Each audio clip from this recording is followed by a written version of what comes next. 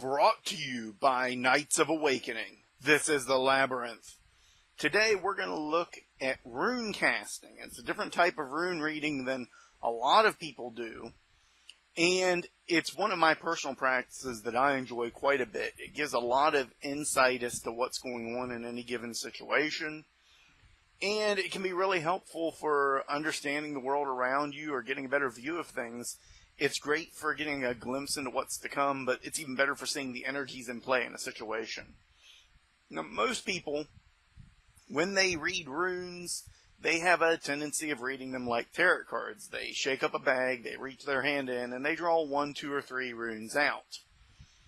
And this is pretty much how people do it. And it's not really the way I do it. Now, some people will take and they'll draw 3 runes and then throw them and see which ones land upright. And there are a couple variations of that, but ultimately they still kind of do the tarot card thing. And that's not a bad method, but the thing is, tarot cards have a rich amount of symbols on their own and aren't really necessary that they work together. You know, you can draw 1 card and answer a lot of questions, and you can draw, 5 or 10 cards to answer 1 question, and it still not be any more effective than anything else. But with runes, they kind of work together, and they work together by telling a story or telling about what each rune is doing and how it's being influenced by other runes around it when you do a rune cast. Now, what is a rune cast? A rune cast is when you take a bag of runes. I still have my, from where I did the example cast for this later in the video. You take a bag of runes. This is one that we made at the shop. This is my personal one. You shake the runes up, and you toss them. You may have a circle that you draw, and things inside the circle will represent forces that are in play, and things outside the circle will represent forces that are coming. Or you may just cast them out in a line and read them. But the point is, you cast them out. And then after casting them out, you have a visible representation that has many things in play. Now, right now, we're going to cut to the video portion, or the video portion. We're going to cut to the image of the runes from an example toss that I did off camera. And this example toss isn't for anyone in particular. It's not a specific toss. And what you're going to see is you're going to see 2 pictures here. The first one coming up right now is a picture of the runes as they fell. And this is what you would read initially. And this shows you some information. And then you would look, and this is the next one coming up. This is a little bit more of a detailed picture, if you will.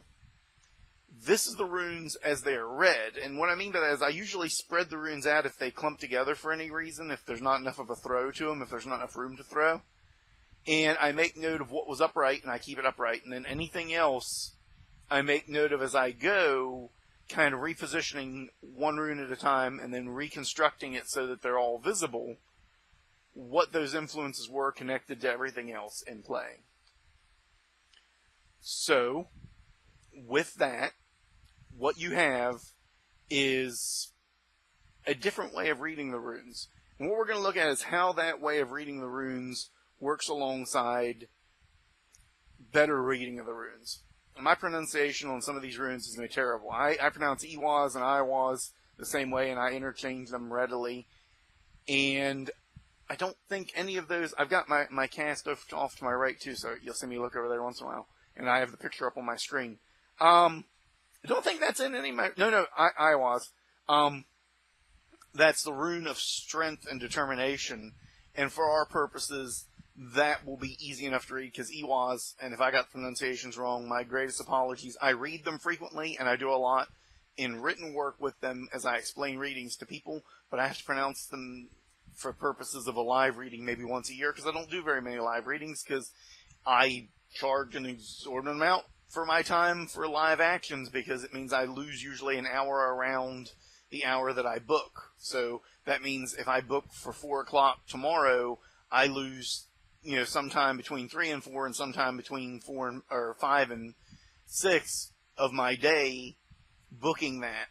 And if I'm going to book 3 hours, I'm going to get paid for at least 2. So I don't do a lot of live readings just because it's phenomenally difficult to do them live in that way. But you're going to get an idea of what it looks like when I do a live reading, sort of, because I'm going to be explaining to you how this one works. So looking at this, we have all Ys, we have Berkano, and Hagalaz off to our left, as you can see in this picture right here. We went back to that picture. And you have Iwaz or Iwaz off to your right, sitting on its own. I checked under the runes. I'll check again. There are no upright runes under that. And nothing here is on kilter, okay? Nothing is lined up close to straight, so everything's either waning or waxing. And that's really important. I don't know, we have a rune almost in stasis later. That'll be a good example.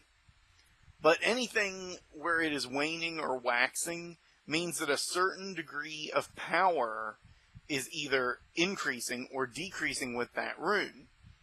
If it is waning, that means it is moving along the clock face. Because of the way the camera is, I got to do it like this. Along the clock face like this. So on your screen, right, this would be upright. And this is now waning, okay? If a rune is waning, it's listing towards the right, and it has the ability to list towards right. Some runes don't. Some runes, if they're listing towards the left, they're either inverted or not. Isa is a good example of that, and it's in there, and I'll hit on that in a minute to give you some ideas. But if it's listing towards the right, or if it's went past stasis, and it's now coming down for the rest of its circle. So think of it like a clock, right? A clock face, if that helps any. The more it lists to the right, the more it's moving into waning and then into waxing after it hits stasis.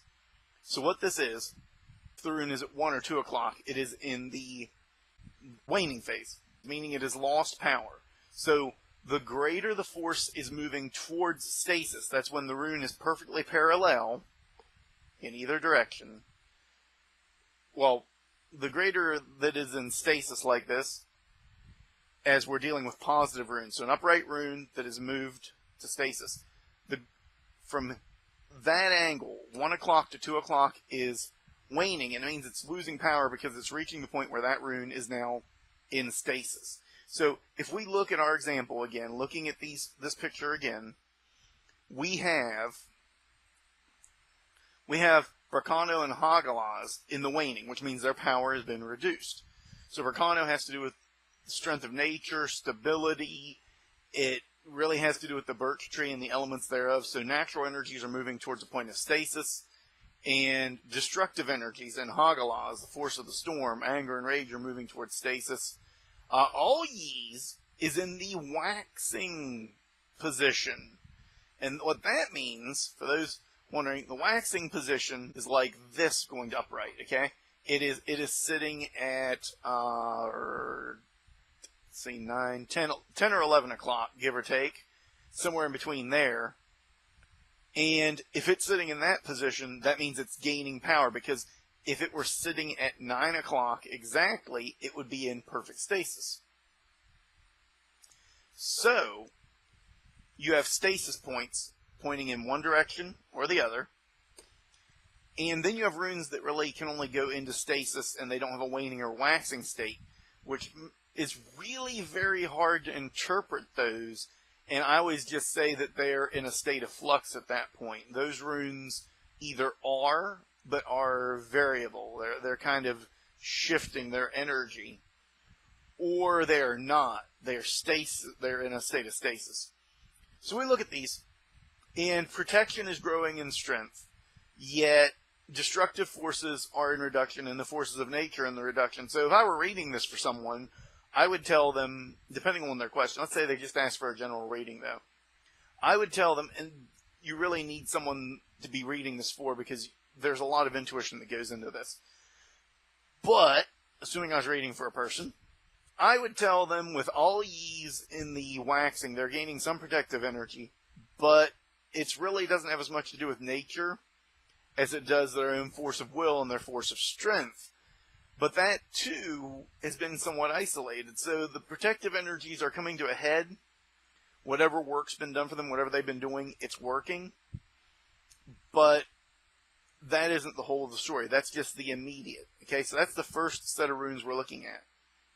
Now, if I was continue to do this reading for someone, we have Issa, which is off kilter, and my interpretation of this would be Issa moving in the waning, or the waxing. But it could be interpreted as Issa moving in the waning. So instead, we're going to look at it. It is nearly in stasis. So I'm going to say that Issa's power is kind of robbed at this point. It's not completely in stasis, but it's not a powerful rune. So there's not a lot in the way of barriers. There's not a lot in the way of frozen obstacles coming up. There's just a lot of transition that's going to be coming up, and it's going to be a lot of aggression. We have Thurizaz there. We have Jera, and we have Laguz. Jera is the rune of cycles, and Laguz is the rune of water and flow. And Thurizaz is the rune of brutal force and destruction, giant force. These three runes are sitting right on top of each other, which means they're connected, which means that some transition would be coming in this person's life. It'd be part of the cycles, it'd be part of the flow of life, but it's going to be rough and it's going to have some destructive qualities. Things are going to change. We have Dagaz, which is the breakthrough rune. So it means this is leading to a breakthrough. Those runes are connected to Dagaz because they're sitting on top of it. And Wonjo, the rune of joy, is kind of sitting off kilter, but you'll notice that Wonjo is sitting in a waxing position. It's gaining power from a stasis point. And this would tell me to tell them that, this is a breakthrough coming for joy, that there's going to be some destruction that has to happen in that. And then finally, Manaz, off to your far left in this photo, is sitting there by itself. This is the rune of personal power. That means that it's going to be important for that person to recognize and use personal strength and the power of the self to overcome the obstacles at hand. But it's not going to be something that's going to be very difficult. And it's not the primary course of what they've got to do. They've got to weather the storm and deal with the cycles, but none of them are negative cycles. So the bit of destructive force there, it's not overly impacting this. Now that's an example of what a live rune reading kind of looks like. It's really me explaining to you how a live reading works. And I would explain it to the person like this with a little bit less explanation. I would say this is in waning, this is in waxing, and I wouldn't be explaining angles and things to the degree that I've just done now. What does this rune cast give you that other reading methods don't? That's the really big thing. This type of rune cast gives you so much information, and it's so hard to interpret. But if your intuition is strong, it gives you one of the most accurate, one of the most detailed ways of looking at a situation in terms of forces in play. What's moving things where? Why are things moving? So that's just how things are in it. And it really is a powerful cast when you're looking for things that are in motion, things that are moving you or being moved by you, and things to come in the sense of forces in play. It doesn't give specifics as well as the cards do, but it gives more specific generalities. And what I mean by that is that it tells you more about the energies that are in motion and events that are going to be happening in a way that cards really can't. When you look at this, you take the obstacles to be overcome, some natural forces of aggression, probably anger, in Thurizaz, in this picture. You have Jera, which is the natural cycle, and Laguz, which is the natural flow, and then Dagaz, which is the breakthrough rune. And these are all runes that have a lot to do with the world, with you advancing as a person and how you're going to do that. And on their own they mean something, but brought together they mean overcoming the obstacles of aggression through the natural flow and cycles to have a breakthrough in your life. Another combination, if Thurizaz was not there and instead Issa was, then you'd be breaking through stagnation. If Nathuz was, then you'd be breaking through things that are holding you back. So one rune in a different position can mean so much. And ultimately, because of the waning and waxing states and then negative states, okay, we don't have any runes that are inverted on this. Hot diggity dog, we have none. And Thurizaz is not a negative rune, but if it were reversed, then it would be much greater levels of destruction, leading to calamity, were what was coming, and that you would be weathering that through the cycles and through the flow, before a breakthrough, you would have to endure. It would be more about endurance and less about the natural transition. So with regular Thuri's Oz, you're looking at, this being a part of the transformation. With it inverted, it's against the transformation, against betterment. It's something that's opposing you. Looking at some other runes, it would be good examples. If all Ys at the start of this reading had been completely inverted, that would mean that your protections were gone, that you were in a state of suffering, that you were weakened, and you were open to a lot more, which would make Hagalaz far more important, and Berkano far more important, because they would be describing a why of things instead of just other information around it.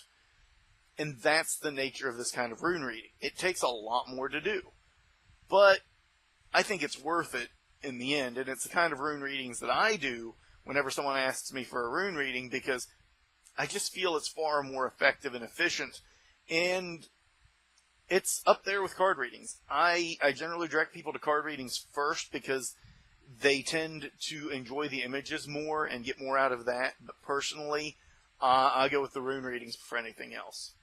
So, as always, I want to thank you for joining us. Like, share, and subscribe if you like this video. I gave you a personal technique today. I hope this helps you in your own rune work. As always, awaken the night within.